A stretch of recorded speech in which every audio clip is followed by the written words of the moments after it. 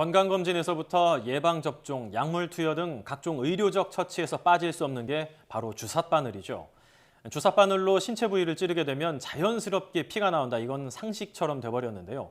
국내 연구진이 찔러도 피 한 방울 나오지 않는 주삿바늘을 개발했습니다. 네, 보다 자세한 설명을 위해서 이번 연구를 진행하신 카이스트 화학과 이혜신 교수 연결해 알아보겠습니다. 안녕하십니까? 예, 안녕하세요. 네, 교수님, 찔러도 피가 나지 않는 주삿바늘을 개발하셨다 이렇게 들었습니다. 이게 어떤 기술인지 궁금한데요. 자세히 소개 부탁드리겠습니다. 예, 말씀하신 대로 기술명 그대로입니다. 보통 주삿바늘은 찌르면 피가 나는데 이번 기술은 바늘을 혈관에 또는 피부에 뺐을 때에도 피가 나지 않는 기술입니다. 의료 처치에 있어서 주삿바늘의 사용이 이제 빠질 수 없는 필수 부분이지 않습니까? 사실 일반적인 경우에는 피가 조금 난 다음에 곧 멈추기 마련인데 예. 이번 주삿바늘을 개발 착수하신 이유가 따로 있으신가요? 아, 예. 보통 일반인들은 지혈이 잘 됩니다. 근데 우리 근처 상당수 편찮으시지 않은 분들 중에서도 예를 들면 아스피린 드시는 분들은 피가 잘 멎지 않습니다. 또한 당뇨병을 가지고 계신 분들도 피가 잘 멎지 않고요. 그리고 선천적으로 혈관이 약해서 링거 맞는 경우에 바늘 빼면 피가 나서 좀 멍드는 분들도 많이 있습니다. 실제로 우리 주위에 그런 분들은 많이 있고요.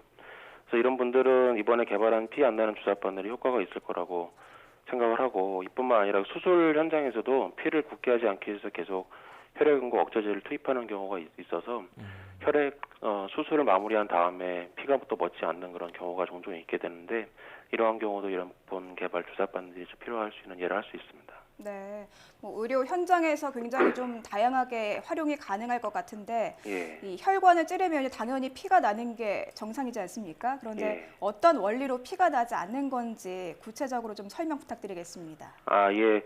전에도 사실 그 주사바늘의 겉표면에 지혈제를 발라서 피를 바로 먹게 하려는 시도는 있었습니다. 근데 중요한 것은 저희가 피부나 혈관을 찌르고 들어갈 때 그 마찰력이 생각보다 상당히 큽니다. 그렇기 때문에 표면에 지혈제가 웬만큼 단단하게 붙어 있지 않으면 벗겨지기가 쉽습니다. 그래서 지혈능이 떨어지는 그런 바늘이 되겠죠. 그렇게 되면 이러한 단점의 홍합을 적용을 저희가 해서 접착력을 극대화해가지고 저희가 그 단점을 극복한 것입니다. 하지만 또 너무 단단하게 붙어 있으면 주사 바늘을 빼고 난 다음에 같이 지혈제가 딸려 나오게 됩니다. 그래서 이렇게 되는 경우에도 다시 구멍이 남고 피가 흐르기 때문에 저희가 이것을 과학적으로 잘 밸런스를 맞춰서 찌를 때는 100% 몸에 들어가고 뺄 때는 100% 몸에 남아서 덮여줄 수 있게 하는 특수 지혈제를 개발한 것이 그 연구의 키가 되겠습니다. 그렇다면 이제 주삿바늘을 우리 신체에 투입을 할 때 응고제를 넣어서 굳게 하는 게 아니라 상처 부위를 굳게 하는 다른 이제 접착제를 예, 포함한다 이런 말씀인 것 같은데 예. 홍합의 접착력을 활용하셨다고 하셨는데 이 사용하신 홍합의 특성이 어떤 거고 또 이런 것들이 어떤 의미가 있는지 이를 접착과 지혈에 사용하시게 된 계기 같은 거에 대해서 좀 설명을 해주셨으면 좋겠습니다. 예. 보통의 홍합은 족사라고 하는 물질이 있습니다. 그래서 몸통에서 자신을 붙이기 위해서 몇 센치가량 길게 나온 실 같은 접착제를 통칭하는 말입니다. 그래서 보통 접착력이 있지만 그 중에서도 상대편 표면의 맨 끝에 달라붙는 그 부분의 접착력이 이제 제일 셉니다. 근데 그러한 현상들은 바닷물에서 이제 일어나게 됩니다. 그래서 바닷물은 아시다시피 소금이나 이런 염분들이 굉장히 많고 이는 우리 생체에 있는 물과 굉장히 흡사한 그런 화학적 환경을 가지고 있게 되거든요. 그래서 이러한 홍합의 접착력이 우리 몸에 사용됐을 때도 그대로 접착력이 발현이 될 수 있는 것을 암시하게 됩니다. 그래서 이런 이유로 저희가 홍합의 접착 특성을 사용하게 되었습니다.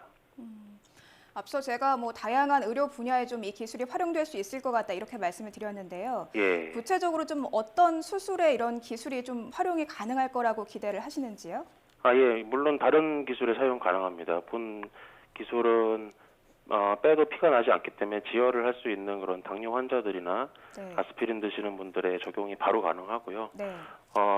방금 전에서도 뉴스에 나왔던 것처럼 태아를 수술을 하는 경우가 많이 있습니다. 실제로 네. 방금 뉴스에서도 태아를 빼고 나서 다시 넣었긴 하지만 보통의 경우에는 태아가 몸 안에 있는 상태 수술을 하는 경우가 많습니다. 이럴 때는 그런 그 양수 막을 통하게 되는데 그런 막을 뺐었을 때, 수술하고 뺐었을 때 양수막이 새는 경우가 있거든요. 또 마찬가지로 뇌막에서 뇌액이 새는 경우가 있습니다. 그래서 그럴 때에도 이런 기술이 사용이 가능하다고 생각을 하고 있습니다. 또 말씀하신 것 외에도 이 혈액을 통해서 바이러스 감염 위험도 높아지지 않습니까? 보통 수술장이라든가 병원에서요.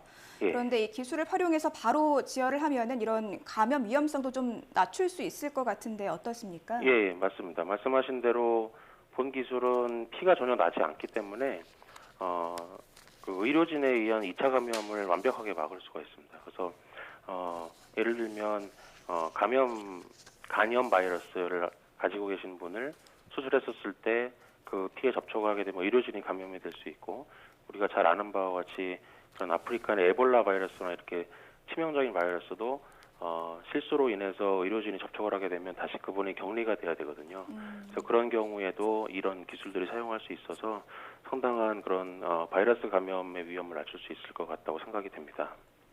우리가 생활 속에서 느끼기에는 굉장히 혁신적이다라고 생각이 되는데 예. 언제쯤 일반 병원에서 환자들에게 이런 주사 바늘을 사용할 수 있을까요?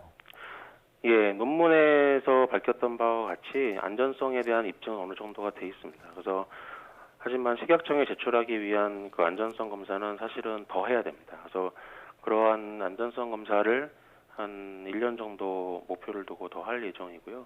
그렇게 되면 이제 임상 시험을 할 수가 있습니다. 그래서 환자분들한테 적용을 1년에서 1.5년 정도로 생각하고 있습니다. 그래서 총 2.5년 정도로 저희가 생각을 하고 있습니다. 네. 그런데 이번이 끝이 아니라 앞으로도 지속적으로 이 홍합을 활용한 지혈 재료들을 좀 개발하실 계획이다 이렇게 들었습니다. 향후 예. 연구 계획에 대해서 자세한 설명 부탁드리겠습니다. 예, 향후에는 이제 이 기술은 지혈제를 기반으로 하는 기술입니다. 제가 보통의 경우에 실험실에서는 한 가지 기술을 오래 연구하기가 어렵습니다. 물론 연구비 지원 문제나 다른 문제가 거기에 포함이 되는데요. 그 2000년에 제가 이노세라피라는 회사를 설립을 했고 지금까지 그 회사와 함께 계속적으로 연구비 지원을 받으면서 이제 기술 개발을 했었습니다. 그래서 이번 기술을 통해서 바늘뿐만이 아니라 일반적 지혈제도 같이 이제 개발을 하고 장기적으로는 아까 말씀드렸던 태아막이나 뇌 양수 등 이런 새는 것을 막는 기술도 지속적으로 개발을 해서 상용화까지 시킬 생각입니다. 네. 지금까지 찔러도 피 안 나는 주사 바늘에 대해서 카이스트 화학과 이혜신 교수와 함께 이야기 나눠봤습니다. 오늘 말씀 잘 들었습니다. 감사합니다.